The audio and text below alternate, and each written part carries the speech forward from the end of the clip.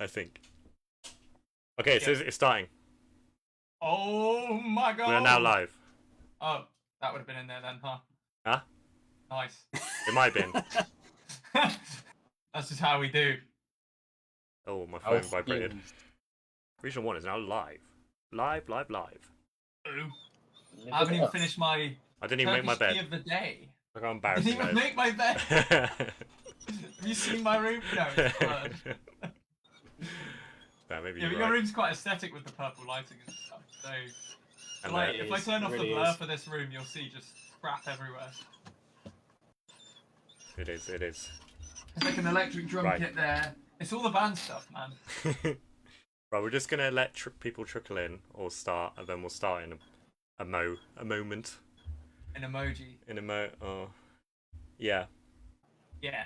I've also got to get logged into the right account and get on the Marie said evening. Evening, Marie. Good evening, Hello, Marie. We doing? How's it going? Hope you've had a better evening than your afternoon sounds like it was.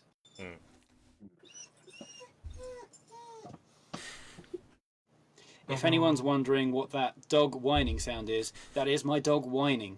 I thought that was my chair. I was saying that. Can I?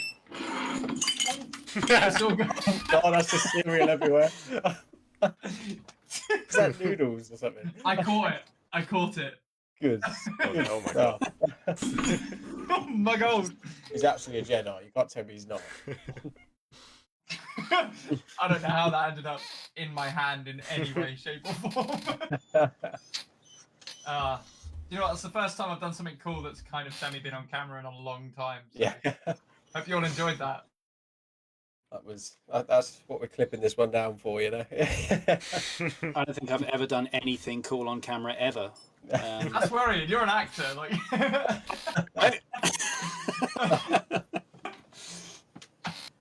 I can think of a few things. I don't Yeah. think you guys haven't seen this man catch a sizable strawberry in his mouth consistently over and over again. What can I say? I've got a big mouth.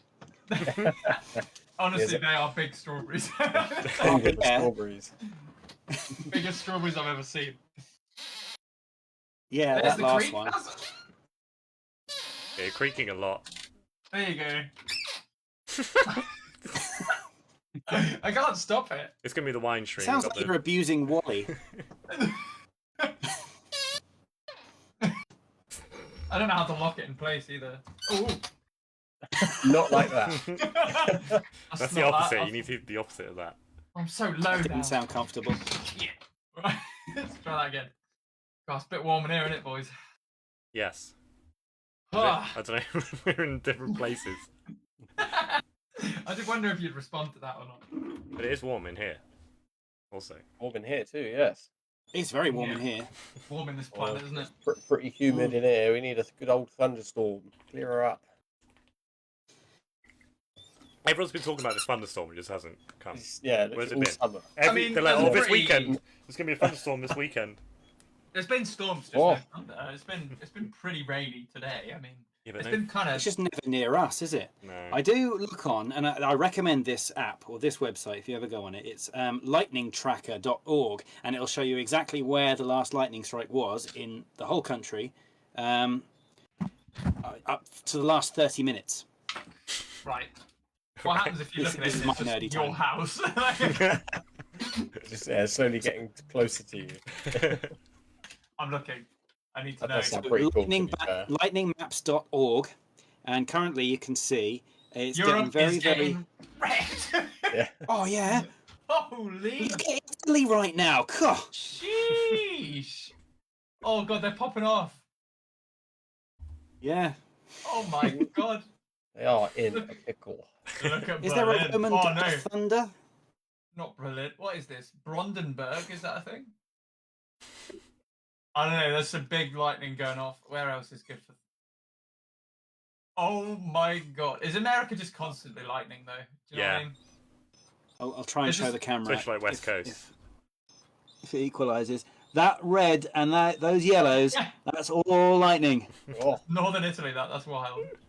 they're out. Oh yeah. They're popping off over there. They're having a great time. Yeah. I heard Greece is on fire. Oh yeah, I didn't I hear that. vaguely saw a headline about that. Not Yeah, ideal. that's just Greece, isn't it, nowadays? It's just a Greek thing, isn't it? God knows. Right, Yeah. we should probably get started. How's it going, everyone? Hope you're having a wonderful afternoon, evening, whatever time zone you're in. Probably evening, because it could be think anyone. I most suppose. of It could our- be anyone. Yeah, look, you never know. There could be absolutely anyone watching You're all at any welcome. given point in time. True. They could be now, they could be in the future. They couldn't be in the past, probably. I don't know. Maybe they could. We're in the past for them. Oh, We're really in the third dimension. I mean, potentially fourth or fifth dimension if we're going that far. You know. so tonight we've got a very special guest on. This is Mr. Gavin Round. Please say hello. Hello. Hey. Oh, so, give you a little bit of backstory. Gavin is the lead male actor we had on our recent production music video, which is coming out early next week for the title track of the new EP entitled Hero. So, Hero music video next Monday, starring Gavin and a few others, but that will all be revealed in time. So, yeah, thank you very much for coming on with us this evening, dude. It's a pleasure. Sorry, I had to mute myself just then because it was such a wonderful introduction, and it was being ruined by my dog. He's now just moaning.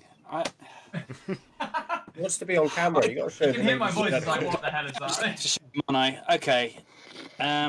So, full context, he is a deerhound. He's a massive lump. I like to describe him as my Skyrim dog because he does look like the wolves from Skyrim. Oh, Archie. the boy. He's a big boy. Hmm. What's his name? For context, that's my sofa.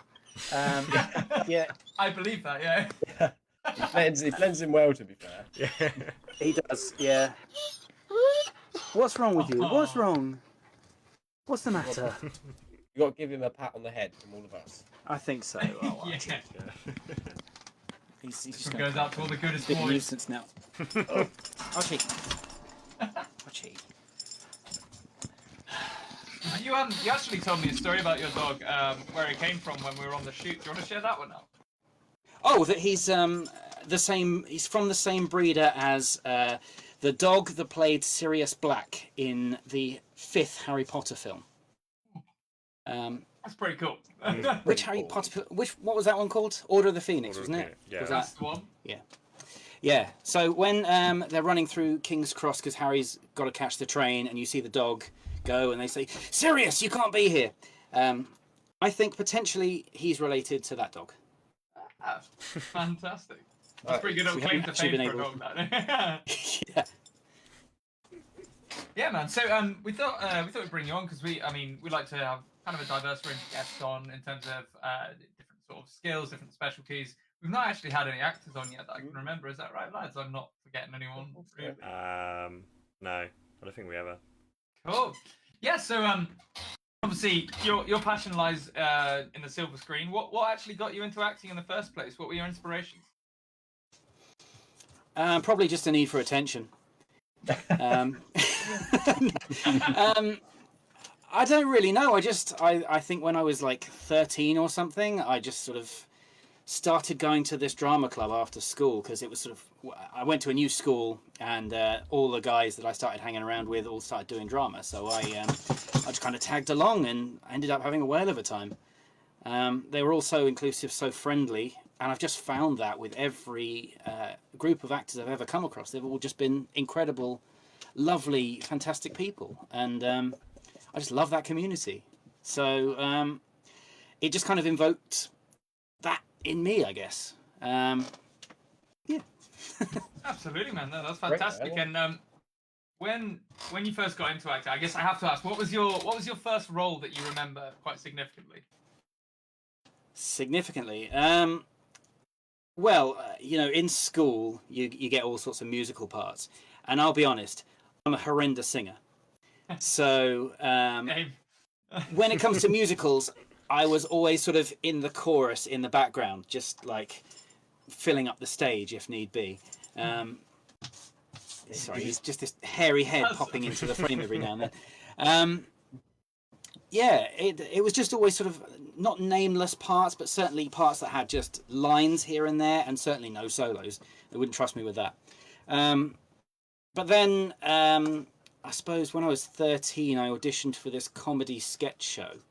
It never got broadcast or anything. It was just like a pilot, and that was good fun. Again, yeah, just meeting like-minded people, shooting something. The experience of doing that was it was incredible. Like 3 days of wonderful experience. And then they paid me enough that I could buy a PS1. So, Oh. yeah. That's not half bad, is it? Exactly, yeah. How much was a PS1 retailing at back then? Oh, do you know what? This was in the days when it wasn't the original PlayStation. It was a much smaller PS1. That was £100 even. Nice. Oh. That is a good machine. Spyro the Dragon is man. probably the majority of my childhood. So. Fond memories. Oh, yeah. PS1. First game I ever had on that was Driver, and I remember aiming for the pedestrians, only to have them run out of the way. Oh. It's like when they started punishing you for killing NPCs. It wouldn't indulge my sadism, I mean. I think the arrival of GTA changed all of that pretty significantly. Oh, definitely, yeah. What was your favourite GTA out of all of them? I mean, the latest one's got to be the best, I think, because there's so much to do on it. But before that, it was definitely San Andreas, I think. Oh, yeah. Yeah, San Andreas. There was so much on that cheat game. codes as well. Yeah, jetpack, cheat code. Yeah. Oh, so good. And the hovercraft on top of the building as well. Yeah. That's Is that the so one? good. Was that the one with the swing glitch? No, that was number 4. 4, yeah. Yeah, that was Liberty. Yeah, Liberty City. There was only one thing to do in number 4, and that was to go straight to the airport. And if I remember rightly, I spent, I reckon, 90% of the game in the airport. Yeah, especially like online story. with your friends. You just get the fastest car and race it down the airport. That was. And then try and steal a plane if you can. But I don't know, did man. used to try, I don't know if you ever tried this, but flying a helicopter over to the Statue of Liberty or whatever they called it in the game, and just kind of land on her head. Yeah. Like eject and land on her head. It wasn't it. There was like a heart or something inside the statue, wasn't it? Or something weird. It had like a beating heart. It was really weird. It was like weird, like body horror thing. It was so creepy for no reason. I did not know that. And you learn new things every day, and that's my factoid of the day. Then That's got a strange one. That's got to be a real life Easter egg, and the Statue of Liberty is just going to wake up one day and walk off. Well, it's weird to think it used to be. I guess it was brown, right? It would have been like a golden it would have been brown bronze. colour. Yeah. I don't think that would have looked right now. I can't imagine it like that. Can you? Well, because we've always seen it as green. Yeah, and it's kind of iconic that it's green. Yeah. Bronze is kind of a boring colour, dude. I don't know. Like, look at emerald, not emerald, Jesus. Jade statues in China. They look so much cooler than like bronze. Yeah. No. Anyway, yes. So moving past sort of school roles. Obviously, you've continued to act into your adulthood, and from what I've seen, absolutely, completely, very talented at it, and we enjoyed working with you certainly. What's some of the sort of standout roles you've had more recently that you're quite proud of? Archie. I don't know that one. He's telling you what to say now, isn't he? Yeah. Yeah, he's answering for me now. He's saying you haven't done anything big. You haven't been in Casualty. Do you know what? I make that as the epitome of having made it. Casualty. I want to be on Casualty. I'll say that now. Archie, stop heckling, please. He's lying. He's lying. If I had any treats nearby to give him, I'd do that. But is Casualty the one where they use defibrillators for absolutely everything? I think so. Yeah. If you got going in with a broken leg and they just defibrillate. Yeah. Well, it's not about the medicine, is it? In the practicing, is it? It's more the drama and everything. Yeah. I'd probably use defib. It seems to be where, Oh yeah. Yeah. It seems to be where actors sort of that's their first like known role, where you just appear on Casualty and like that you say, I saw them here in this episode, and then they went off and they did something else, something bigger, and then something bigger and something bigger, and it goes from there. Haven't done that yet, But I'd say that probably the biggest role that I've got so far is from a feature film that hasn't come out yet. What can I you shot say it. about that? I'm not really sure how much I can give away about it. It's called Off-World. I know it's finished. It's with the distributors. I have seen it. I really, really like it. I think it's great fun. And it's somewhere. It's going to come out eventually on some platform or other. As soon as I know, I'll put it out there somewhere. But until then, who's to say? Keep a keen eye on that. Yeah, one. I'll tell you what though, I've made some lifelong friends there. There's a lot of the cast members. We all stay around. We all keep in touch. We all hang out together. But we shot the thing 6 years ago, 2017. Yeah, 2017, and it's been in post production since then. My marriage has had less time in it than that film has been in post production. I'm keeping my fingers crossed that it comes out soon, and then I can show everyone because I've been telling so many people about it. It'll be great to finally have a product to show someone. We will link the YouTube page. There was an update 3 months ago on that, so worth having a look if anyone's interested. I'll pop that link now in the comments, so keep an eye out for that one. Very exciting stuff, man. Yeah, keep us up to date on that if you will. Definitely will do. Yeah. Fantastic. And I guess it's obviously having done quite a bit of acting now and building up a bit of experience with that, getting a portfolio together, I imagine. Well, this is how I know you. You're in a music video for our good friend Ben Francis, who is playing this Friday. How did you get to know Ben? That's an interesting story. We were sort of mutual friends. We had mutual friends in common. And he was going to go to a gig like sometime in the winter, and it was someone that none of our friends had heard of ever. And in fact, I hadn't heard of him. But he said, right, my girlfriend can't go. Does anyone want this extra ticket? Because I don't really want to go alone. And I was like, I'll go. Why not? You know, it'll be an experience. So, Archie, stop heckling. So on the way, we just kind of start talking about music. It's a good 2-hour drive to London, and he is showing me all of his influences, all the music he's into, and it's exactly the same as me. And I say it's just kind of scary just how much we have in common, and we start just going to gigs together, and I don't know, we're just really good friends now, just as a result of that one gig. And so we've got a bunch of gigs that we're going to this year, and a bunch that we're going to next year. So, yeah, we just got chatting that way. And then I sort of said, well, I'm an actor. I've done a few things. And he said, oh, well, I need an actor for my music video. Are you interested? Of course I am, Ben. Yes, let's do it. So, yeah, that's how that came about. Fantastic. Yeah, And weird how it tell the works guys, like that. yeah, I was going to say, it's a good example of how sort of music brings people together just randomly as Oh, well. absolutely. There's a few people definitely in the friendship circle we've got that. I mean, most of the people I know now, I don't think I'd know if it weren't for music, to be fair. But certainly I know Marie's watching. She makes a lot of friends at gigs, from what I'm aware, and there's a good community of people that all seem to just want to hang out around live music, which is fantastic. Yeah. And Marie's just chimed in with a comment. She says, honestly, love acting. It's an amazing group of people to be a part of. So, yeah, sounds like it really is, Marie. Yeah.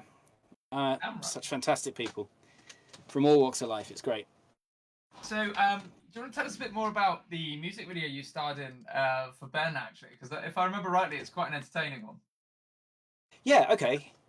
So the video is it's for his song "Marry Me."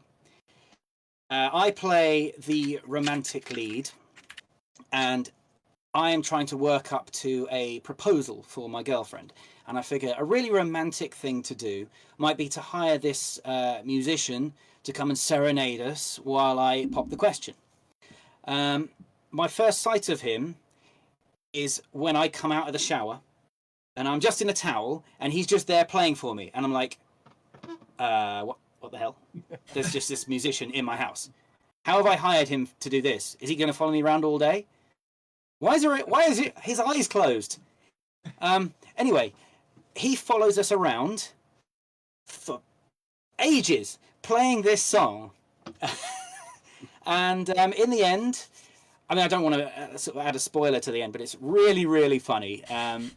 Charlie, the actress who was playing opposite me, we just had such fun with it. We just messed about. It was great. Yeah, love Ben. Love that song. And I'm so proud to be a part of that music video. Again, I'll pop a link in the chat of that music video. That's a good fun one to give a watch. So if you haven't seen it yet, please do check that one out. You'll see the link there to Marry Me by Ben Francis. Just a reminder to anyone watching, Ben is opening the show this Friday down in Bournemouth at the Bear Cave for our Hero EP release. You coming down for that one, Gav? Oh, hopefully. Yeah, if I can get my tyre fixed. Awesome. Yeah, man. Yeah. Fantastic. I pulled up yesterday, and for some reason, no idea, there's just a great big hole in the side. So, getting that fixed. I'll come down. I'll be there. Awesome, man. Well, we'll have you on the guest list too. So, I'd like to talk, obviously, a bit more about the music video we've done with you recently, Hero. So, I think this is possibly one of our best music videos yet. I think it's come out really well. After this stream, I will send you a link to what is basically the finished product as well. It's being edited up as we speak by Miss Doriana Ree. She's working on that right now, just adding in the credits and adding in the title cards. So hopefully we'll be able to see the full thing soon. But that is up next Monday, so keep an eye out for that. But there's some really cool stuff on this music video. One of the things that we talked about before, we had a mask actually created in the style of the... we have like a mask designed for Sold, our first song, and a cracked up version of that was designed for the music video, which you ended up wearing. So I don't want to give too much away on this one, but I think working on this music video was real fun. Were there any kind of particular highlights for you working on this one? Again, I don't really want to give too much away, but there are plenty of highlights. Do you know what? I'll just say, I thank you guys so much for being just as hospitable as you possibly could be, because it really was a pleasure working with you. You're welcome. I just couldn't ask for a better team, really. You're all awesome. Yeah, man. And you know what? We had, hopefully our friend Azzy will be coming down to the show as well. She did some incredible makeup on you. Again, I won't give too much away on that, but Callum had a look at this area and was like, that looks insane. Like, it looks so good. Yeah, being Really first love that. I was waiting for that bit, you know, seeing it in from storyboard, but then seeing it in actual, you know what I mean? There's only so much of an idea you can get in your head and that, and you know, and seeing it actually in the video, I was like, yeah, man. And we also had a young lady called Rachel, one of Doriana's friends, dancing friends, I believe. She also co-starred in this one as your love interest. So that was her first time on the role. How do you think she did? I think pretty good. I mean, if you hadn't told me it was her first time, I wouldn't have known. She was fantastic. Yeah, man, that was great. Yeah, full credit to her. Like, she just took to it like a duck to water. Really, really nailed it, I think. I think you guys look great on screen in the roles that you've gone for as well. I can't wait to. I don't want to say too much to everyone watching, but I cannot wait to share this with everyone. And yeah, it's something I think we should all be very proud of. Like I said, I'll send you a link to the video for you to watch privately after this. So if you say you've been involved, obviously you did Ben's music video. You've now done our music video. Have you done any other music videos at all? Yeah, I've done one for another local artist, Connor Smith. That was an interesting one. I played a coffee-deprived zombie. Someone that just really, really wants the coffee. And in fact, someone that has put their suit on backwards because they can't quite... Their brain is just not working very well. It's called Coffee Shop. It's a really, really fun video. I had to do a bit of dancing for that, and I'm not the most coordinated person. But it was good fun. It's a great song, really, really catchy. That was all shot up near Shaftesbury. So yeah, great fun. Love Connor. He's such a team player. Fantastic. Well, check that one out, guys, if you get a chance. Connor Smith was it, and it's Coffee Shop. Yeah, Coffee Shop by Connor Smith. It should be live on YouTube as well. Fantastic. Yeah. So I guess what are you hoping to do from here? Obviously, you've done a few music videos. You've been in a feature film. You say obviously you want to get into a soap possibly or something along those lines. But are you aiming to sort of pull out all the stops and go for it? Is that the aim? I'll be honest. I'm kind of a part-time actor these days. I just got like 3 other jobs going at the moment, but I do my best to just try and put myself out there and see what happens. Because if it happens for me, wonderful. If it doesn't, well, I tried. You had fun doing it, yeah. Exactly. Yeah, That's the point. It's good times. Yeah, you seem not to. You're very talented, and from what we said, I mean, the level you thought about it, and you talked about having a process with us briefly on shoot a few weeks back.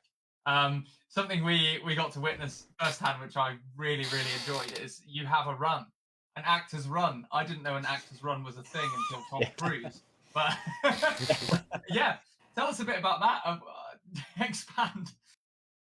Well, I mean, essentially, I sort of watched the rushes of the first run, and I thought, I'm not moving my arms enough. It doesn't look like I'm running. It looks like I'm sort of waddling or something. Oh, yeah, and so I tried to, I don't know, I went back to basics and went, right, okay, how do we make this look like a proper run? And so it was all down in the arms, I think. So what you see on screen in that run is not my actual run. My actual run is a little more flappy, I guess. That's fantastic. Try and flap to get myself going faster. Yeah, try and take off. Yeah. I didn't realise I evolved without wings. I thought I'd try anyway. Marie's asking a question to you directly, if possible. She says, "I'd like to know if have you done much theatre?" Oh, yes, I have, and in Bournemouth, no less. The latest thing I did, and I am so proud to say that I've been a part of this. It was a musical, and like I said, I'm not a great singer, but I tried learning for this one. It's a musical called Jurassic Park, the Musical. Oh, I'm in. Love it. Yeah. That is the reaction I was after. The title gets people alone. It is incredibly funny. It's incredibly subversive. It's very, very self-aware. We performed it in the Black Cherry down in Bournemouth. And I would love to do it again, but it's very much up to the creator. I think he's got a lot of other projects on at the moment, so fingers crossed it comes back. Yeah, but realistically, how many projects are going to live up to Jurassic Park the musical? Yeah. I mean, that sounds fantastic. That's peak. I know, right? Perfect. Can I ask, what was your role in that? Okay, so in order to explain my role, I kind of have to explain the concept. So, recently there have been a lot of musicals that are coming out based on film. Like you've got Back to the Future, the musical. You've got the new really Matilda that's come out. They're really, really well put together. So Jurassic Park, the musical, is almost a riff on that in that if there are some really inept students that have tried to do a musical based on Jurassic Park, this is what they've come up with. It's incredibly low budget. And there's only like 4 players. So my character, called Chad, is essentially the group idiot. The group... Am I allowed to swear? Yeah. Oh, yeah. Group fuck up. Most definitely the group fuck up. He has been put in charge of doing certain things, and they are the things in the play that go wrong. So... I end up playing like Alan Grant. I play both of the kids at certain points. I play a few dinosaurs at certain points. It's so crazy. I don't know. You just have to see it. You really do. If it comes back, I will spam the hell out of it, and I'll get you guys to share it as well. We'll get a big audience because it's honestly incredible. The question is, how do we get hold of whoever it is needs to get this in action? Because I really it want needs to to see happen. it. I hope he's watching. I really do. I'm talking him up. Come on, Gray. Jurassic Park the musical. So they were singing dinosaurs. Yes. It's everything you want it to be and more. It really is. This needs to happen. Yeah. I'm looking at. I want in. Stage whispers, Steven Spielberg. Blah, blah, blah, blah. Yeah, look, we're gonna have to after the show. Shoot us a message of who we need to lobby. Bam. Yeah, okay. Gently. Yeah. I mean, I've been telling him. I've been saying there's so many people that are so interested in this thing. We've got to do it. We've got to show the world because we didn't show it for that long, and I really wanted to get it out there and get it on tour. And we were talking about it for a while, but I just don't think it's happening right now. Fingers crossed it will. Yeah, how far in was it? Did you have like props and things, and were you set up with costumes? We had a full performance nailed down. To be honest, we only rehearsed for like a week, but the leaps and bounds it came on in that week, it was just by performance time. Oh, yeah, I can't talk it up enough. It's so good. I really want to just take it on tour. I really want to see that, man. Yeah. I really, really want to see that. It was brilliant. It really was. It shouldn't fit together, but it does so perfectly. Oh, I don't know. I'm in. I feel like even the title is just now going to get a whole bunch of people writing their own things and putting their own things on based on it. But I mean, there's ideas brewing. I won't lie. Oh yeah. Boys, our next music video is going to be weird. Please tell me that they still have some animatronic dinosaurs from it that we can borrow. The play itself was low budget enough that there are no animatronics. I guarantee that. Please tell me there were people in suits, dinosaur suits. Yes and no. Yeah, don't elaborate. That's perfect. Do you remember Dilophosaurus from the original film? Yeah. Okay. How would you do Dilophosaurus on a really, really low budget? I'd probably spit in my friend's face. It's not too far off what we did. And an umbrella. We're a little more civilized. We got a water pistol. Oh, okay, yeah. I forgot about that, yeah. And a cone of shame. Nice. Man, I'm all in. I please, yeah. Jokes aside, please. Yeah. Guys, I realise I kind of been talking my mouth off here. Have you guys got any questions you want to put forward, actually? Because I've been popping.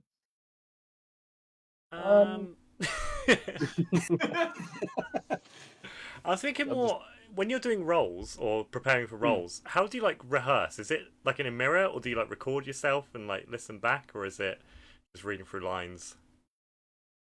For me, yeah, learning the lines as blandly as possible. This sounds kind of boring, but I really like to be in the moment.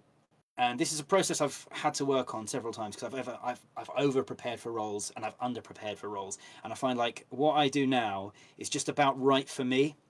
And it feels like a lot of people will have a lot of different methods. Some people really subscribe to Stanislavski, to Meisner, to Brecht, any of those practitioners. And it's like, my way of doing it now is fluid, I guess. I find what works for me at the time. And so I will learn the lines way in advance, and I'll learn them as blandly as I can, and I'll try and find interesting ways of saying them. But also like, because I sort of remember Anthony Hopkins saying he will read out and he will say lines like 200 times each time, and he will just find the rhythm in there. And that's something I try to do. Whether I do it as well as Anthony Hopkins, I definitely don't. But, I do my best. Do you find yourself sort of sinking into the character when you're acting, or are you focused more on the projection of what you're trying to say and do? It depends where the audience is. Working for camera and working for theatre are two completely different disciplines. Because when you're in a theatre, you've got to fill the room with your voice. When you're on camera, you've just got to make sure the sound guy is listening. And I do like to prank sound guys. I like to just say things under my breath and look at their expressions to see if they've heard me. Nice. I think I've called every single one of them fit.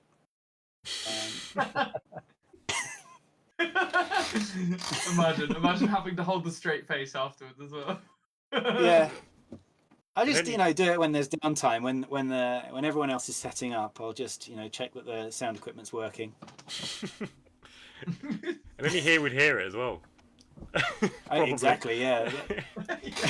They got the full He'd have to phone. tell me, and he'd go, "You'd never believe what he just said." And I'll be like, "I didn't say anything. What are you on about?" Prove it. Nice, man. That's cool. Aaron, did you have something?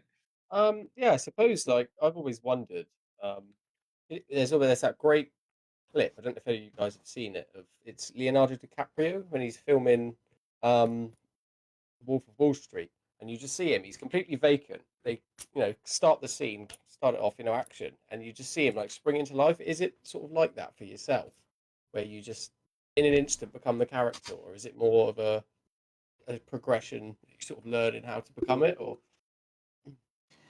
I find it most helpful to stay in character. I'm a bit like, I don't think I'm full Daniel Day-Lewis, who's renowned for going really deep into the character and staying there and preparing for roles for 2 or 3 years. I'm not quite that dedicated, but certainly for the feature film, I had to have an American accent, and I just found it so much easier to keep that accent going throughout. In fact, at the rap party, a lot of the crew didn't realise I was English. So when I just kind of went, must be good at it. "Have we finished? Can I drop the accent now?" They all went, "Whoa, hold on, what is this?" Again, certainly with accents, I guess. Makes lunch interesting, yeah. My accent's really like what's the right word? They get stuck in my head a lot. Accents, kind of like how you get a song stuck in your head. I'll get an accent stuck in my head quite regularly, which is an interesting experience. Yeah. You can't help doing it sometimes. So. Exactly, yeah. And I remember that. I can't remember the name of the actor, the guy that played Elvis in the biopic. He was preparing for that film for a year, 2 years, and he now still sounds like Elvis. You hear audio of him talking beforehand, and you hear audio of him talking after, and they're completely different. Like, he's now just taken on that voice. He can't shed it somehow. In fairness, do you think you might want to keep it a little bit? A bit of an Elvis voice. A little sexier than my own voice. Yeah. That's also. I think Henry Cavill's another one. I watched the behind the scenes of Man of Steel recently, and all the interviews he's in an American accent, and then suddenly it'll be like an interview, a post-release interview, and he's back to English. It's very jarring to hear that actually, because forget how English they are. That's it. That's my method. Is I have to keep that accent just for the duration of the shoot, and as soon as the shoot's over, then I have to relearn my old accent. Yeah, and go back into try and wean off of it again. Yeah. Have you ever? Go on, sorry. I was just going to say, because I don't like to do a bad impression of an accent. I like to try and get it as accurate as possible. So for that character, I sort of said to myself, right, this character is from this place, specifically this place. And in fact, I knew the street that he was living on, because I'd been there before, and I was just like, right, well, I'll say that house. And I was just trying to be that specific so that I could build up a picture in my head of who this guy was, where he'd come from. And so I tried to keep the accent up throughout the shoot, just to keep myself in that headspace. Absolutely. Have you ever sort of written characters for your own, any stories or anything like that? Have you ever sort of written characters for yourself or anyone else? Oh, absolutely. Yeah. I've got a whole file full of scripts that are just either wish fulfillment or, like, I don't know, something it's never going to see the light of day. It's just something that I've sort of hammered out one day and gone, right, yeah, okay, I've done that. It was just like, if I get an idea in my head, I kind of have to exorcise it. Yeah. Otherwise it just stays there, and it'll stay lodged in there and just kind of decay over time. So if I think it's any good later, then maybe I'll go back to it and redraft it. But I've got a couple of scripts. Yeah, I've got a couple of scripts that I would love to put together and make, but whether they actually happen, it's going to be very dependent on who I get involved to do it. So. Well, why not? Why not? If you get the time, do it, definitely. Exactly. Some of them are incredibly high concept and high budget. I've got one with portals, for God's sake. Yeah. I don't know how I'm going to manage that one. That's, you know what, that's an issue we have with our music videos. Without giving too much away for the things we have planned over the next sort of 2 to 3 years for what's happening with Regional One, we follow quite a high concept for a lot of our songs. Now we've started building up this universe sort of without people realizing at first, and it all kind of stems from I guess the first one to properly start incorporating this kind of dystopian future thing we're working on was Rise. In that we sort of very lightly touched on the idea of like these really mediocre and boring tasks that we're doing that we kind of imagine probably comes of the future. An interesting thing I was listening about today was a professor of artificial intelligence was talking about how they modeled AI and expected that it would, and most people expect that it would take over the more simple labor-intensive jobs, and actually it's taking over the thinking jobs, which is kind of a weird one, right? So I mean, you can use Midjourney as an AI bot, and you can create insane art pieces, and it's not true creation because it is just, I say just, but it's pulling together different things that it's found from the internet. It's just gathering different ideas it sees and searches for and combines them together into the thing that you ask for, right? But I mean, that's kind of what humans do anyway. But aside, we kind of like our influences are that, right? But aside from that, it can't think what we consider an original thought, right? But yeah, so the fact that it's able to do things like that kind of actually leaves the artists and the thinkers in the dead zone, right? Whereas we expected labor to be that thing. Because historically, I guess you can think back to mining, very labor-intensive jobs. Tools made it easier, but now tools is making, well, these tools specifically are making it easier for thought, for thinking. And kind of had these thoughts a few years ago and kind of forgot that was the origin of it. But Rise is about that. It's about, we were stuck doing these really boring jobs in like a perfectly clean white room where we're perfectly managed and really easy to sort of spot if anything's wrong. Everything's super clean. And sort of developed out from that concept into what we've now got songs like Bedlam, Ministry, Sold, Hero. They're all now part of this same universe that we're putting together, I guess, that we write within. And so we're getting to the point now where we're thinking we're going to actually have to start budgeting some of these music videos, because what we've got planned for a few of the characters that we've created in this universe. So essentially, there's a character in Bedlam which starts off as 3D animation, and then right at the end of the music video, for those who haven't seen, after the credits, you won't have noticed hopefully, but the animated water turns into real water, and then I pop out as the character into real life. Now that actually ties into one of the concepts we've got coming in the future that will also tie Bedlam to Hero, which is the character you've played, and hopefully may play again in the future. We'll think about that. I'm well up for it, yeah. It's going to tie together. We're going to have these characters going to have they're going to have a lot more interaction than they've had so far. But then what we want to do following that is a bit bigger scale. And we're thinking if we can get the budget and the shit together for a full-length album, which is what we're going to aim to do next. The last song on that album, which is something we've been working on for a little while, it's about a 7-minute song. We really want to make this epic music video out of it that concludes the whole storyline of Sold the EP, Hero the EP, all the singles in between, and then this album's worth of music videos as well, which we want to do about 7 music videos. So budgeting now, I get, the high concept stuff. We're kind of setting this now in the future. So we've got to start thinking about props. I mean, I've started work on something for the live stage show here. This is a plastic CCTV camera, right? And I'm going to be sticking an eyeball on it. So it's going to be like that. And it will hopefully hang off of my microphone stand if I can get it ready in time. And the leads will look like veins instead of cables and things. That's like easy little things we can do. But in terms of putting together the higher concept shit, man, where do you even start with that? You know what I mean? So there's a lot going on. But yeah, I mean, when it comes to putting together these kind of high concept ideas, I think there are workarounds now. There are, because you can storyboard. I've started now process where I start my storyboards in in Midjourney as an AI, which I think is a fantastic tool for someone who can't draw that well, like myself. It's really interesting because you can. It's not going to be exactly. You can get roughly the mood of what you're looking for. So to create a mood board, to even start designing what you think is possible with your concept, man, Midjourney's worth a go because you can give it like. You type in what you want, in what style. We do a lot of our art styles at the moment in a kind of Banksy-esque style.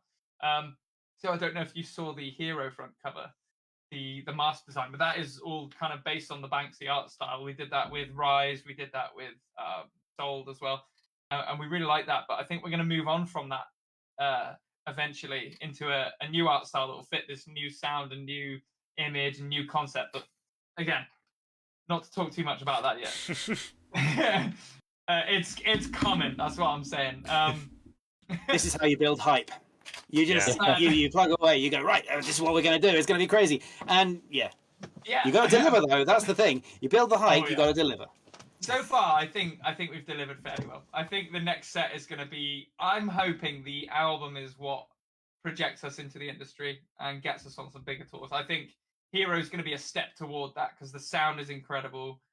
We worked with an incredible producer on it, and obviously we've got yourself in the music video. The music video looks so polished and finished. It looks so good. But yeah, I really think we've got some really cool stuff coming. But honestly, back to the main point, give Midjourney a go. If you're on some high concept stuff and you want to like get the idea out, and this is how I get it out. I speak about it. I talk to the guys about it, whoever. All the ideas come out as I'm speaking. I like the challenge of thinking as I'm speaking. It's really stupid, but it's fun. But yeah, definitely try out Midjourney if you want to try that high concept stuff, because you might see something in Midjourney, and actually sometimes this has happened. It's like it'll show you weirdly a path to how you might actually do it, because the art will incorporate something from somewhere on the internet, God knows where, and you'll be like, oh, that could work. So yeah, don't give up on it. Definitely give it a try. Yeah, sounds good. I mean, I've actually got to finish that script first. Yeah. Because right now, I've hit a point with it, and I'm like, this could go anywhere. I know where I want it to end. It's going to be a long, winding journey there. That's kind of exciting, though, right? Yeah, I'm just going to be sat there going. I think I don't know if you'd agree with this. It's kind of, I think when you're writing concepts or writing stories, and the same for music, I think it's so exciting, that part of the process, because you're experiencing it for the first time. You know what I mean? Because I don't really see it as like you're top down creating this story and directing it. You're kind of just letting your brain think on its own and following whatever the path is and documenting that, right? Do you have a similar thing? Yeah, definitely. If I'm putting together a script, I like to try and... Well, the first thing to do is figure out what the story is. What is your central message? What do you want to get across?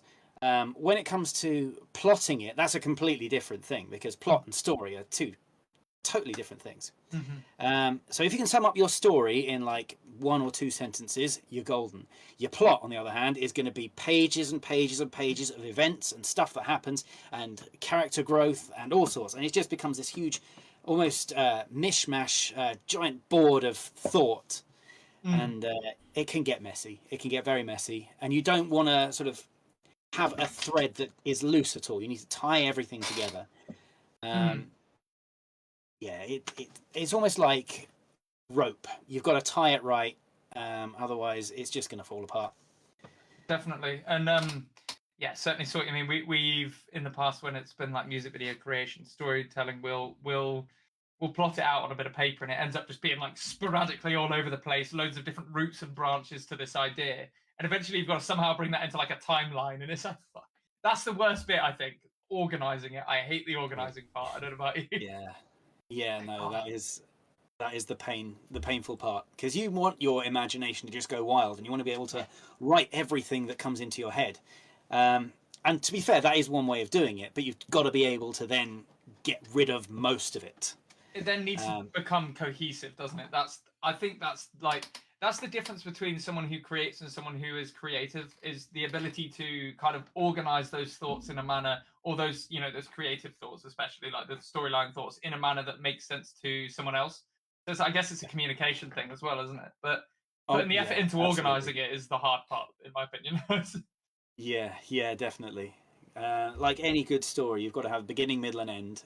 And if you've messed around with it, you can overcomplicate things. So, really, I think it's going to be a case of, as you say, communicating it in a nice, coherent way, so that the other person knows what's going on, you know what's going on, everyone knows what's going on. Yeah. Because if it becomes a huge convoluted mess, you just end up with a weird film that no one really wants to see, or they'll just come out going, huh? Yeah.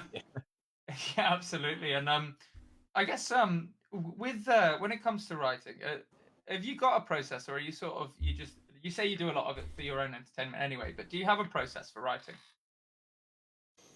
The blank page is my enemy, so fill it with whatever thoughts come to mind. No, to be honest, some of my scripts have just come from weird dreams I've woken up from, and I've gone, okay, that's an interesting concept, and so I'll write down what the dream itself was, and I will let it just kind of settle, because I find like that is when I'm most creative, and I'll think of everything that could happen in this film, and then by midday the sleep fog has cleared, and I'll go, that was awful. That was really rubbish. So maybe 1 out of every 10 of those turns into something that I will actually want to flesh out and put into a script. But that's a way that I like to work, or a way that works for me sometimes. I just look into what my skills are and what I can transfer to film, and interesting propositions to put to the audience. Because sometimes it's not about what you can communicate; it's an idea that you can plant in your audience's head to make them go away and think more about the proposition. Yeah, I would say that's one of the things that I haven't even considered when we talked about how the story's weaved and how it needs to be cohesive to someone. That doesn't even bring into consideration the balance and scale of how much do you want it to be what you're thinking versus how much do you want the audience to think for themselves on that concept. How much of it is open to interpretation, how much do you want to be fixed? And I think that's, I'm quite interested in, I listen to a lot of film critics and especially in the space of storytelling within Hollywood, which I personally think has fallen off a cliff recently. I just don't think those guys tell good stories anymore. In general, obviously there will be huge exceptions to that, but I think the box office is kind of reflecting that now. From my understanding, Disney is selling off like a third of their shares or something like that because they're diving, man. They're bombing. They're not having a good time. But I do think the root of the problem does come down to a lack of good storytellers in Hollywood. And have you kept up to date with the writers' strikes and stuff? Not particularly. I know it's sort of extended to actors as well now. That's concerning, that for Hollywood anyway. I think there was a march in London recently in solidarity with SAG-AFTRA. That's the American union. All the equity members all sort of went to London and sort of spoke out in support of those actors. And I think some things are starting to be greenlit again by the unions, but I'm not really up to date with everything that's going on. I know there is a podcast that I usually listen to, but I haven't been able to keep up to date with it recently. It's called Script Notes. It's by Craig Mazin, who did Chernobyl, and he's a very, very good, and John August as well. Very, very two incredible writers, and they tend to just kind of keep up with, or they'll tell you about the world of storytelling and script writing, and they're really, really good. It's a really entertaining podcast. So, from my understanding, the writer strikes are over several things. Obviously, the equal pay is always going to be one of them. There's always an issue with writers' pay at the moment. I'm a little dubious on that one because the quality of writing that's been coming out, I think, I don't know how accurate this is, but I heard this on a grapevine that the writers for She-Hulk, their residuals are about $300, $400, which you're paid for the quality of your work there, I'm afraid. That was not a good one, that. Well, it's more like because it comes down to the streaming, and relating it to music and that, like Spotify streaming, you get pennies for like tens of thousands of streams. So once it does work its way down with just from like streaming alone, they're probably not going to get that much of a cut anyway, especially if they did like a percentage based cut. Precisely, and especially under Disney, who are going to be taking a high distribution cost and everything like that. But I just thought that was interesting. But then I wonder if Hollywood's trying to wean out a lot of the weaker writers as well, a little bit. I do wonder if there's that side of it. At the same time, the other issue, which I think is more of a prescient issue that they're discussing, is the use of AI to replace acting voices and to replace writing. So that's pretty scary. It kind of goes back to what we were talking about earlier about the thinkers are actually the ones who are going to be replaced, not the manual laborers, so to speak, right? Scary, man. I don't know about that one because it's quite possible. There are many AI publicly available that you can use to write a story now that will be pretty good. Like you can edit it afterwards. Do you know what I mean? To a point that makes it pretty cohesive. So I think, if I'm not mistaken, they're kind of protesting against that as well, because that will very much make a lot of people redundant if that comes.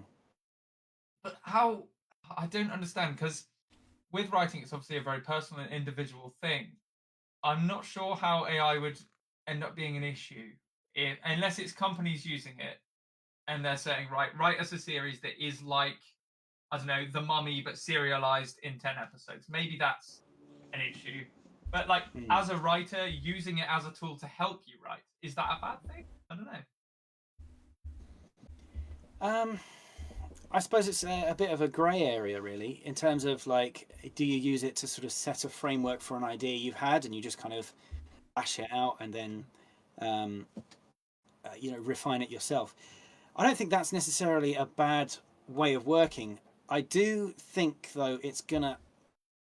I think probably what the writers are talking about is that it limits their own creativity, because if it's not them putting that story across and creating a framework of scenes and their own plot beats, if it's someone else typing it into a computer and saying this is what needs to happen, then the end result is going to be a war between the writer and then the financier, almost, because it gives them a backup, like, oh, the AI put it together this way, but the writer wants to do it this way. Who's right? And I think in the end, it is, I think, going to stifle creativity. I think so. Yeah, I do agree. I mean, like I say, I'm kind of using some AI bots here and there to help me along with ideas artistically. But I wonder if that's because it's a skill I'm not able to accomplish. Maybe that the concern is also there's going to be people who can't write stories who are suddenly able to write a story quite competently because of AI. So that obviously, from an industrial standpoint, that's scary. That's awful. Because there's no point tempering your skills then, is there? I guess.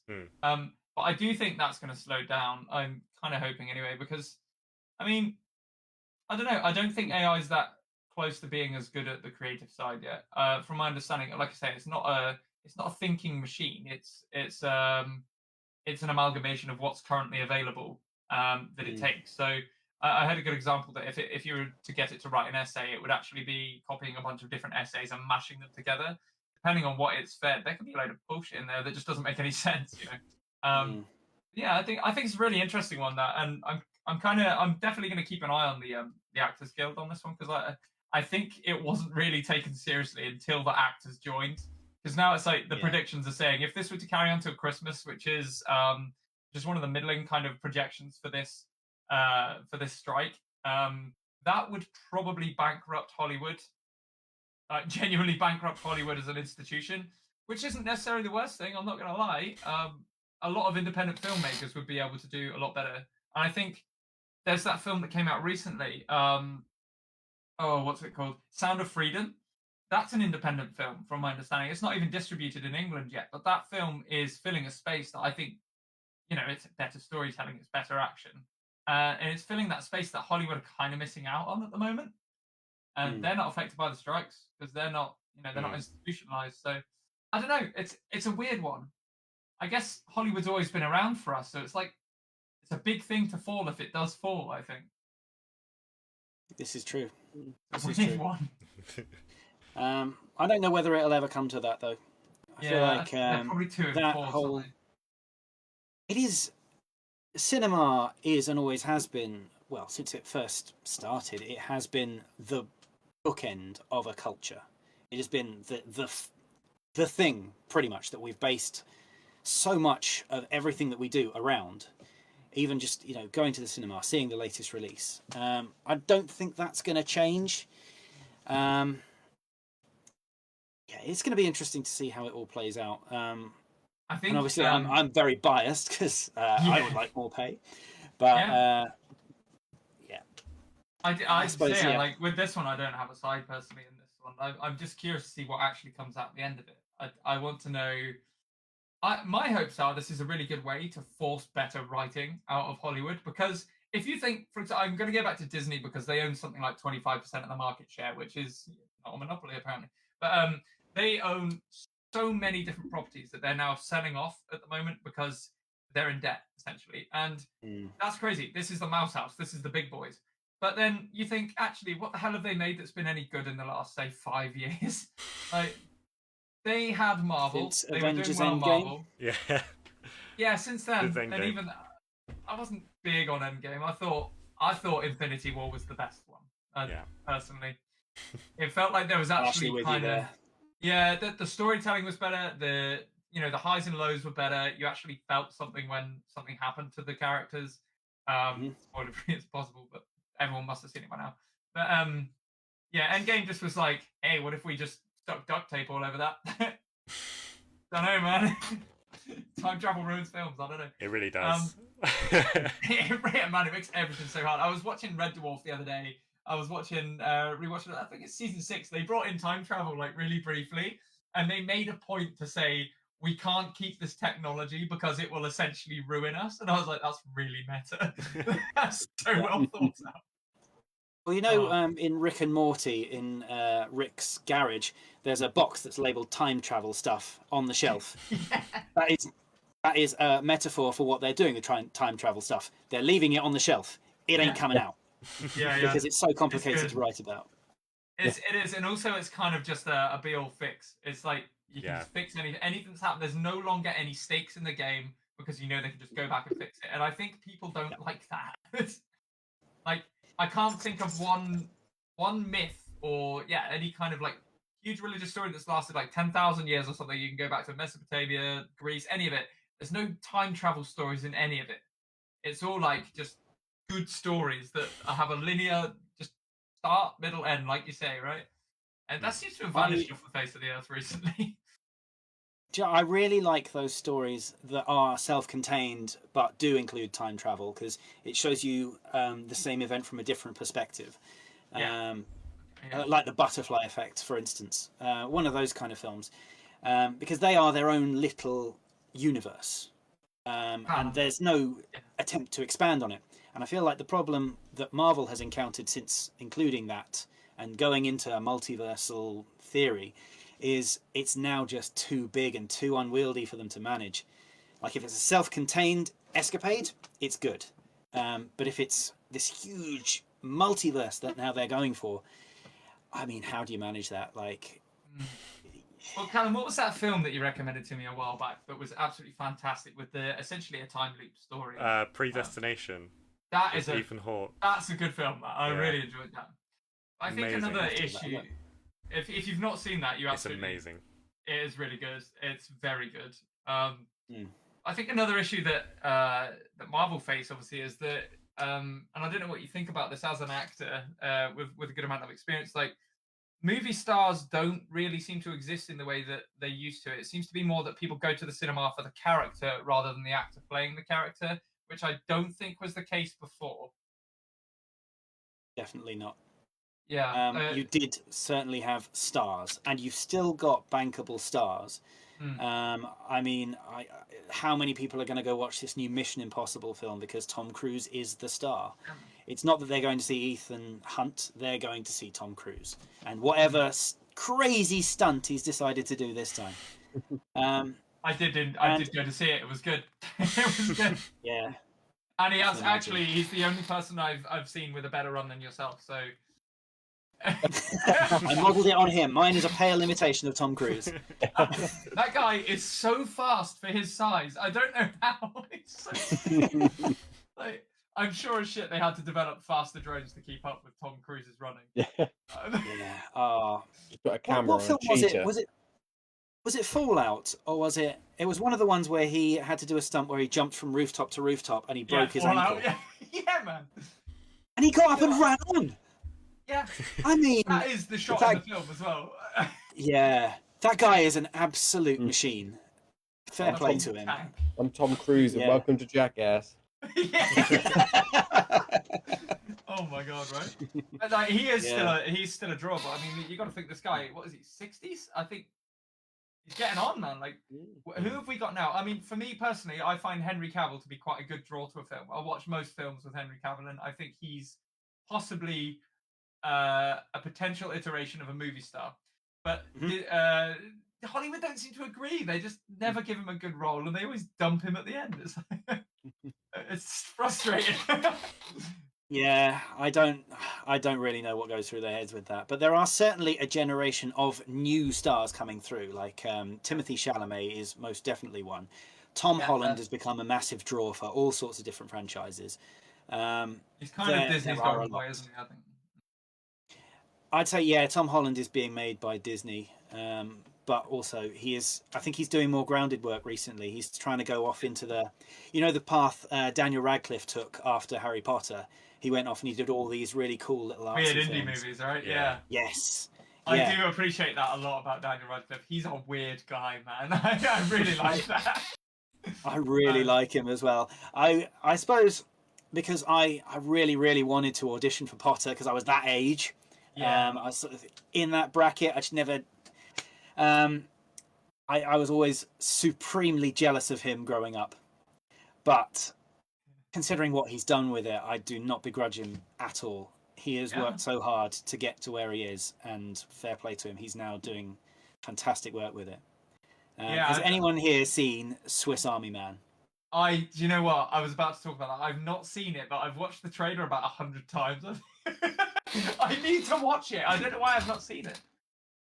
It's ludicrous, but so good. I mean, just the name itself, it's just ridiculous.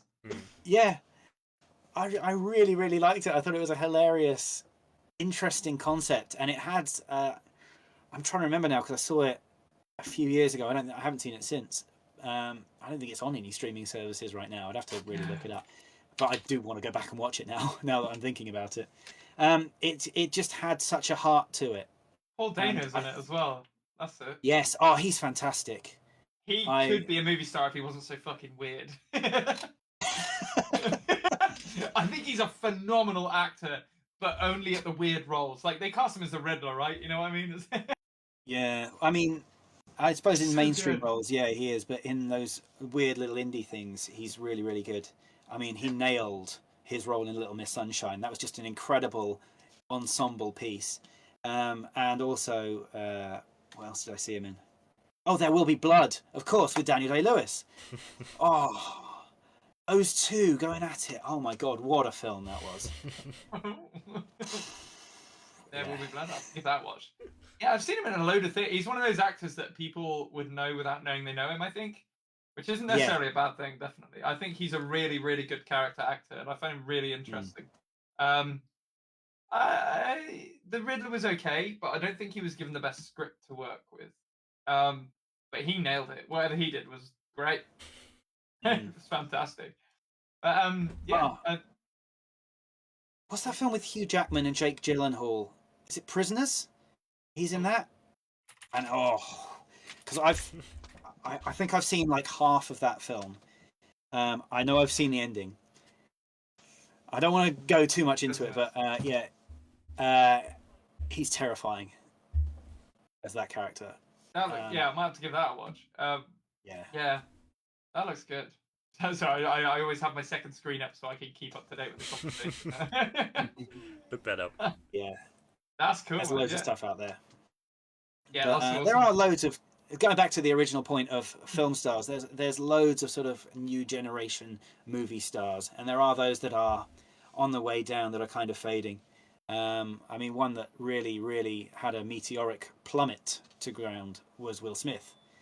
I mean, if you think before the Oscars incident, Will Smith was a huge bankable star, and then since that, I don't really see much from him. That's we say he was a huge bankable star, but I think he's not really. I mean, what was the last thing he made money in? Probably Aladdin, and I don't think he was the draw for that. So I wonder if maybe he's had some frustrations behind the scenes. Well, we know he has. Oh, yeah. Maybe not so behind the scenes. Oh, whoops. But yeah, yeah, Will Smith was definitely. I mean, especially when I was growing up, that Will Smith was like a movie star. Yeah, he was in like like 2 movies a year kind of thing, especially like 2000s and before 2010. He was just like every movie had like Will Smith in it. Seemed like every big blockbuster. What I think we're gonna have to probably all agree on is I think Nicolas Cage is maybe the last true movie star.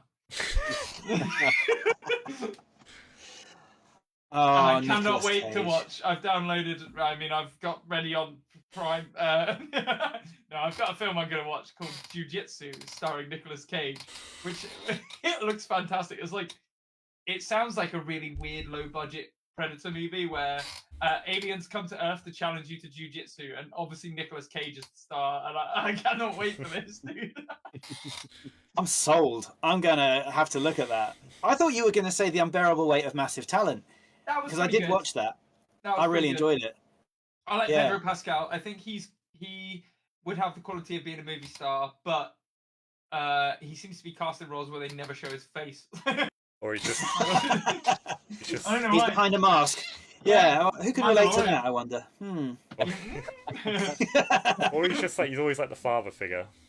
Yeah, man, he's been typecast so heavily in that role as well. And honestly, I didn't enjoy The Last of Us as much as I hoped I would. I thought it was a bit lame duck. It was okay, but for the budget they put into that show should have been 10 times better than it was. Did you play the game? No. Oh, okay. A lot of people have complaints about it versus the game as well, though, don't they? Well, I think The Witcher, to be fair, it was very good, but I haven't played the game first. Yeah. I didn't like well, The that's Witcher. dead now. For some reason, no, it wasn't. I liked season 1 because I liked the way they told the story, but that's because I'm a nerd and there's no other reason for enjoying that. He doesn't. I like the time jumping stuff. Yeah. But yeah, why was the whole story not about The Witcher? And he doesn't do any witchering. Like really, he's except called, right at the the show's start. It's called The Witcher, and it's all about just the women in the show. Like when does The Witcher do anything? Yeah, we got to learn about Yennefer, and there's Yennefer again. Okay, here's The Witcher in his part. In season 2, it's Yennefer again, isn't it? Yeah. In season 2, where Yennefer needs to get her power back. And I didn't watch season 2. I didn't. I'm not watching season 3, and again, Henry Cavill left because because he thought the writing sucked. I'm all aboard, man. The writing sucks, and that show. I feel like there's probably more to that story that we don't know. Well, it's in his contractual agreement that he would only play the role if they were true to the source material, and he had a lot of arguments with the showrunner and the writers about them not respecting the source material, and they got fed up of him. Seemed to run kind of a smear campaign against him. I'm not sure why. I'm not sure about that one because all the stars are coming out and being like, "He's really nice." I don't know why they're saying this. Like, both the Yennefer actress and the Ciri actress have come out and been like, "No, Henry Cavill's actually such a gentleman. I don't know why the writers are saying this." It's like that don't look so good, huh? It's crazy. As someone on the outside of that, I'd be like, that's your business. You go ahead. Right? You figure it out. Try not to hurt anyone. Be nice. Be kind. And in the meantime, could you make an entertaining show, please? Jesus Christ. That'd be really nice. I haven't started on season 3 yet. I'm going to get on it as soon as me and my wife are in the same room for more than an hour. These days it's difficult.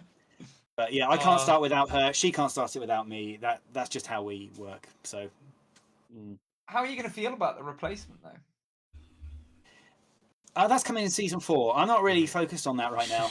We'll see. We'll see what happens with season 3, and when season 4 comes around, we'll see how it's all handled, how it all goes down. I'm here for the ride. We'll see. Man, I'm a big Liam Hemsworth fan. I think he's very good, but I do think this is not good for him. I think it's going to be very divisive, and he'll get a bit of the blame, and I don't think he deserves the blame at all. He's taken a role at the end of the day, and fans can be nasty, especially nerdy gamer ones, you know. You did. Yeah, man. I don't know. I feel like maybe his best strategy for that is just to go, I got some really cute dogs at home. Here, look at my dogs. And if you ever look at his Instagram, he's got some really cute dogs. Nailed it. Yeah, man. Yeah, that's a shame that, but it does free up. Henry Cavill is, I think, executive producer at Amazon for the Warhammer 40k universe. Have you ever been a fan of Warhammer 40k at all? I bought a lot of the models, but I was too ADHD to paint any of them.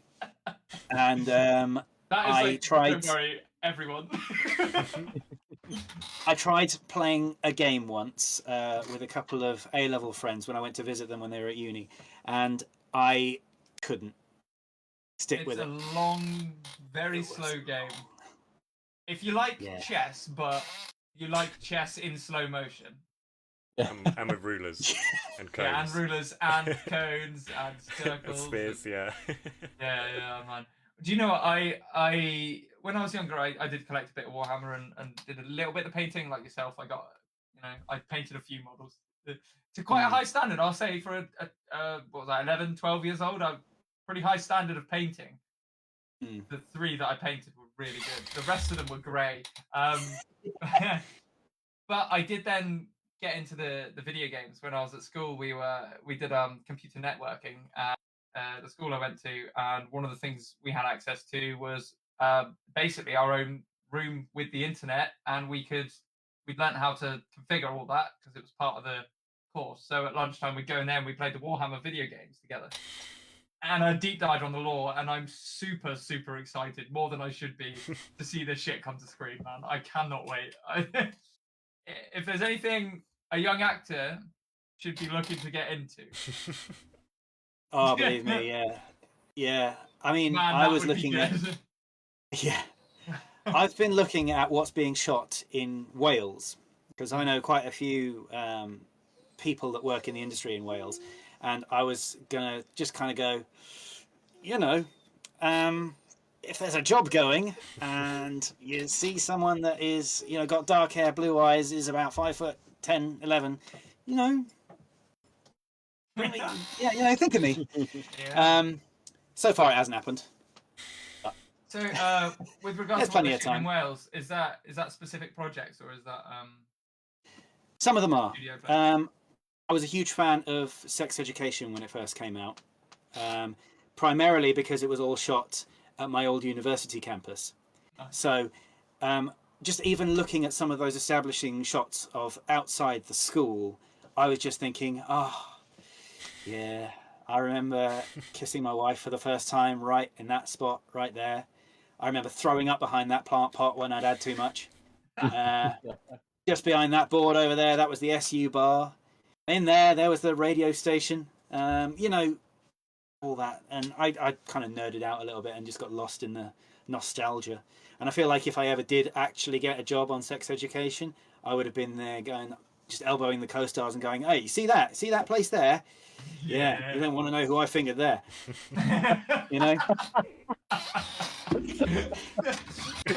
would bore them all with my stories of random stuff that happened during my uni days. Yeah, man. Yeah. There's that. So you're watching Sex Education thinking, amateurs.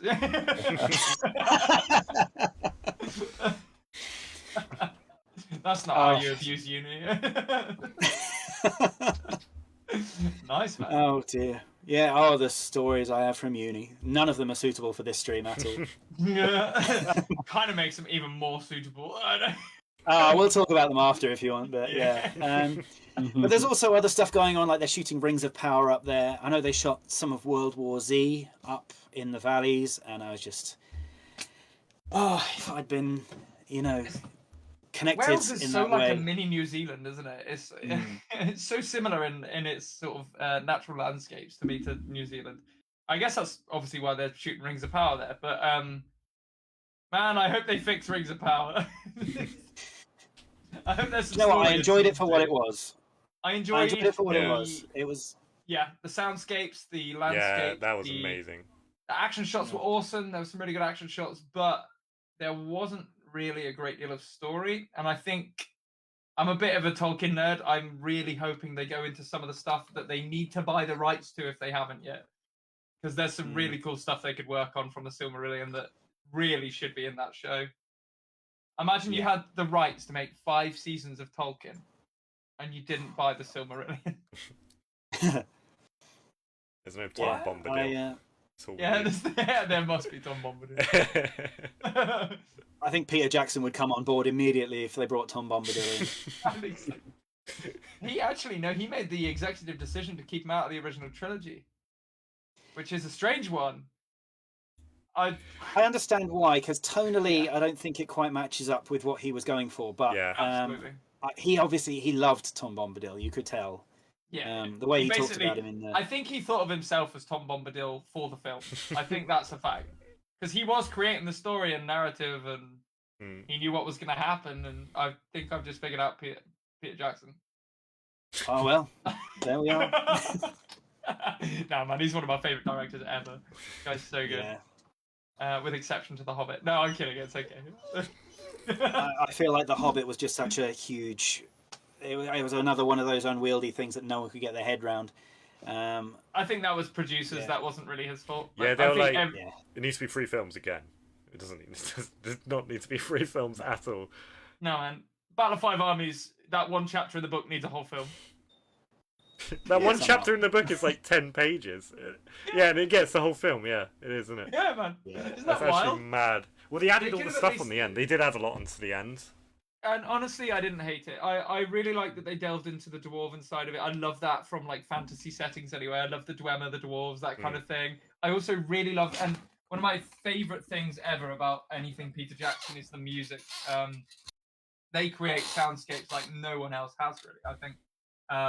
And yeah, the dwarven soundscape itself, all those like really low harmonies, it's always there. It feels like what it looks like, doesn't it? I think that's one of the coolest things about those films. As much as the plotline sucked, the rest of it was amazing. Yeah, I thought it was great. I still enjoy The Hobbit. Guilty pleasure. And Aaron, we got to get you through it, dude. Yeah, I feel like that's the next big trilogy to watch, isn't it? I also desperately want to get you through the Zack Snyder Justice League trilogy, because it's been really divisive, but I absolutely love it. I think it's phenomenal. I think it goes a lot deeper than people were expecting, or what they actually appreciated it for. I mean, looking back at Man of Steel now in 2023, that was like 2011. That film is so much better than I remember it. Like the themes in it and everything, and again the soundscape. You got Hans Zimmer on it. You're not going to go wrong, are you? But even then, it's like making a Superman film with Hans Zimmer, kind of tough. Like, yeah, I love it, man. I think it's so cool. For sure. Or to get a few people in down to watch some films. Man, I'm in. Let's wait for that thunderstorm. I'm just tracking the lightning as we speak. Yeah. Is it meant to hit now? Yeah. Us now? Or... Italy's still getting fucked. They're getting thundered on. It's looking like, where is it? It's Milan, basically, is absolutely drenched in lightning. Yeah. Yeah, it's all moving. Which way is it moving? Oh, mind you.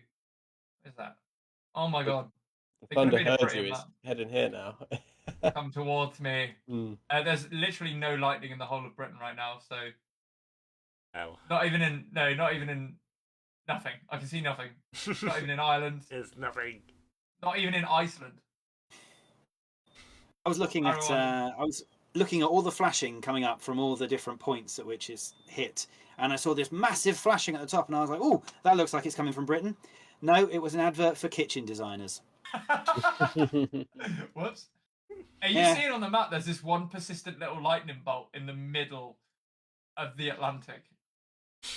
Ooh. Just one. Oh yeah. Just one. Yeah. I'm zooming in as close as I can. It's just the one. It literally. That's where the treasure's buried. The One Piece. Yeah. That's Blackbeard's Cove. That is. Yeah. Hey man, we've been going for quite a while. I just realised the time. Holy shit. We should probably wrap this up. Yes. Do you want to tell people? So, if people are looking for an actor for a music video for a project, if they're looking for someone who's got some stories that they might want to made into film, where can people find you, Gavin? Well, I'm not particularly active on Facebook, but I am on Instagram. There's a story behind the user handle. It's at Quenchingly McQuaffin. I'd have to try and spell it for you. That comes from a joke from what was that show called? The improvised detective comedy that was on the BBC a while ago. Yeah. That's going to bug me now. That's just gone out of my head. It's not much of cloth, is it? No. It's where they get a celebrity to play the detective, and they sort of do like a murder mystery around them. I imagine someone in the comments knows exactly what I'm talking about. But it was the episode where they were doing a Victorian motif, and it was Martin Kemp there. And there's just this little 1 minute skit where the lead actor is trying to say, right, we are these characters, these are our aliases, we are the Quenchingly McQuaffin brothers. And so that's where that name came from.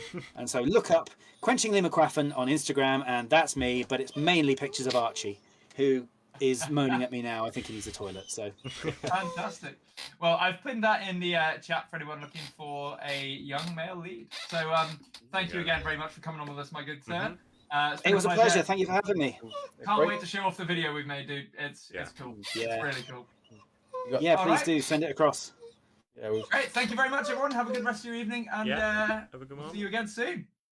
Come to Thanks, our gig everyone. on Friday. Oh yeah, gig on Friday. We're doing a gig on Friday. Big Friday. See you there. It's Friday. And Friday an gig. EP hero release. EP is Hero. new.